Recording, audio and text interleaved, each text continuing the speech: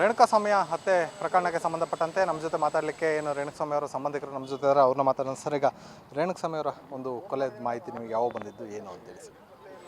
ರೇಣುಕಾಸ್ವಾಮಿ ಅವರು ಇಲ್ಲಿಂದ ಸುಮಾರು ಶನಿವಾರದಿಂದನೂ ನಮಗೆ ಕಂಡಿರಲಿಲ್ಲ.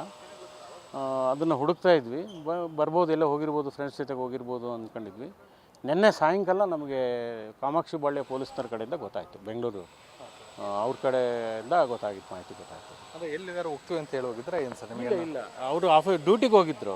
ಅವನು ಕೆಲಸ ಮಾಡ್ತಿದ್ದ, ಅಪೋಲೋದಲ್ಲಿ ಕೆಲಸ ಮಾಡ್ತಿದ್ರು. ಆ ಅಪೋಲೋದಲ್ಲಿ ಕೆಲಸ ಮಾಡಬೇಕಾದ್ರೆ ಅಲ್ಲಿ ಬೆಳಗ್ಗೆ ಹೋದ ಸಾಯಂಕಾಲದ ತನಕ ರಾತ್ರಿ 11-11:30 ತನಕ ಕೆಲಸ ಮಾಡ್ತಾಯಿದ್ದ ಅವನು. ಹೋಗಿರ್ಬೋದು ಅಂದ್ಕೊಂಡ್ರೆ ರಾತ್ರಿ 11:30 ಮೇಲೆ ಸ್ವಿಚ್ ಆಫ್ ಫೋನ್ ಮಾಡಿದ್ದಾರೆ, ಯಾಕೋ ಬರಲಿಲ್ಲ ಅಂಥೇಳಿ ಸ್ವಿಚ್ ಆಫ್ ಆಗಿದೆ. ಆವಾಗ ಆತಂಕಕ್ಕೊಳಗಾಗಿದ್ದಾಯಿತು. ಮತ್ತು ಎಲ್ಲ ಕಡೆ ಹುಡುಕಿದ್ದಾಯಿತು, ಎಲ್ಲೂ ಅವನು ಸಿಕ್ಕಲಿಲ್ಲ. ಆಮೇಲೆ ಕಾಮಾಕ್ಷಿ ಪಾಳ್ಯ ಪೊಲೀಸ್ನವ್ರ ಕಡೆಯಿಂದ ಅಪೋಲೋ ಇದಕ್ಕೆ ಫೋನ್ ಬಂದ ಮೇಲೆ ಆಮೇಲೆ ಅದು ಐಡೆಂಟಿಫಿಕೇಷನ್, ನಮ್ಮಲ್ಲಿ ಒಬ್ಬರು ನಮ್ಮ ಬಂಧುಗಳಿದ್ದಾರೆ, ಅವ್ರಿಗೆ ಕಳಿಸ್ಬಿಟ್ಟು ಸ್ಟೇಷನ್ನಿಗೆ ಕಳಿಸಿ ಅಲ್ಲೆಲ್ಲ ಐಡೆಂಟಿಫಿಕೇಷನ್ ಮಾಡಿದ್ದು ಅವನೇ ಅನ್ನೋದು ಗೊತ್ತಾಯ್ತು ನಮ್ಗೆ. ಈಗ ದರ್ಶನ್ ಮತ್ತು ಆತನ ಬೆಂಬಲಿಗರು ಸೇರಿಕೊಂಡು ಹತ್ಯೆ ಮಾಡಿದ್ದಾರೆ ಅನ್ನೋಂಥ ಮಾಹಿತಿ ಲಭ್ಯವಾಗ್ತಾರೆ ಸರ್. ಇದ್ರ ಬಗ್ಗೆ ಏನಾದರೂ ನಿಮಗೆ ಮಾಹಿತಿ ಇದೆ ಅಂತೇಳಿ? ಇಲ್ಲ, ಅದ್ರ ಬಗ್ಗೆ ಮಾಹಿತಿ ಇಲ್ಲ. ಮಾಧ್ಯಮದಲ್ಲಿ ನೋಡಿರೋದು ಅಷ್ಟೇ ನಾವು, ನಮಗೇನು ಮಾಹಿತಿ ಇಲ್ಲ ಅದ್ರ ಬಗ್ಗೆ. ಮಾಧ್ಯಮದಲ್ಲಿ ನಾವು ಸಹ ನೋಡ್ತಾ ಇದ್ದೀವಿ ಅದನ್ನು.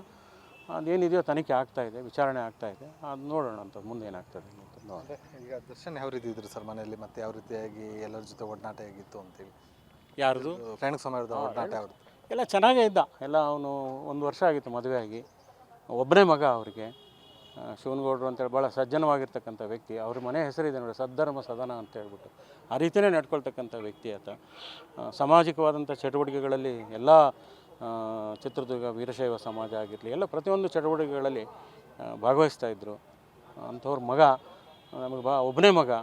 ತುಂಬ ಆಘಾತ ಆಗಿದೆ. ಅವರ ಶ್ರೀಮತಿಯವರು ಸಹ ಗರ್ಭಿಣಿ ಇದ್ದಾರೆ. ತುಂಬಾ ಆಘಾತ ಆಗಿದೆ. ಹತ್ಯೆ ಪ್ರಕರಣಕ್ಕೆ ಸಂಬಂಧಪಟ್ಟಾಗ ಏನು ಹೇಳಲಿಕ್ಕೆ ಇಷ್ಟಪಡ್ತೀವಿ ಸರ್? ಏನು ತನಿಖೆ ಯಾವ ರೀತಿ ಆಗಬೇಕು ಏನೋ ಅಂತೇಳಿ? ತನಿಖೆ ಕಾನೂನುಬದ್ಧ ತನಿಖೆ ಆಗಬೇಕು. ಯಾರು ತಪ್ಪಿಸ್ತಿದ್ದಾರೋ ಅವ್ರಿಗೆ ಶಿಕ್ಷೆ ಆಗಬೇಕು. ಯಾರಿದ್ದಾರೋ ಅವ್ರು ತನಿಖೆಯಲ್ಲಿ ಯಾರು ತಪ್ಪಿಸ್ತಿದ್ರು ಅಂತ ಬರ್ತದೋ.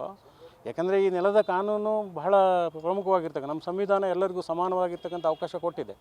ಅದರಲ್ಲಿ ಎಲ್ಲರೂ ಬಾಳಲಿಕ್ಕೆ ಬದುಕಲಿಕ್ಕೆ ಅವಕಾಶ ಇದೆ. ಒಂದೊಮ್ಮೆ ಯಾರು ತಪ್ಪು ಮಾಡಿರ್ತಾರೋ ಅವರಿಗೆ ಶಿಕ್ಷೆ ಆಗಲೇಬೇಕು, ಕಾನೂನಿನ ಮೂಲಕ ಶಿಕ್ಷಣ ಆಗಲಿ ಅಂತಕ್ಕಂಥದ್ದು ನನ್ನ ಆಗ್ರಹ. ಸೊ ಇದಿಷ್ಟು ಸಂಬಂಧಿಕರ ಮಾತಾಗಿರುವಂಥದ್ದು. ಕ್ಯಾಮ್ರಾ ಪರ್ಸನ್ ಮಂಜುನಾಥ್ ಜೊತೆ ಪ್ರವೀಣ್ ಬಾಡ, ಒನ್ ಕನ್ನಡ ನ್ಯೂಸ್, ಚಿತ್ರದುರ್ಗ.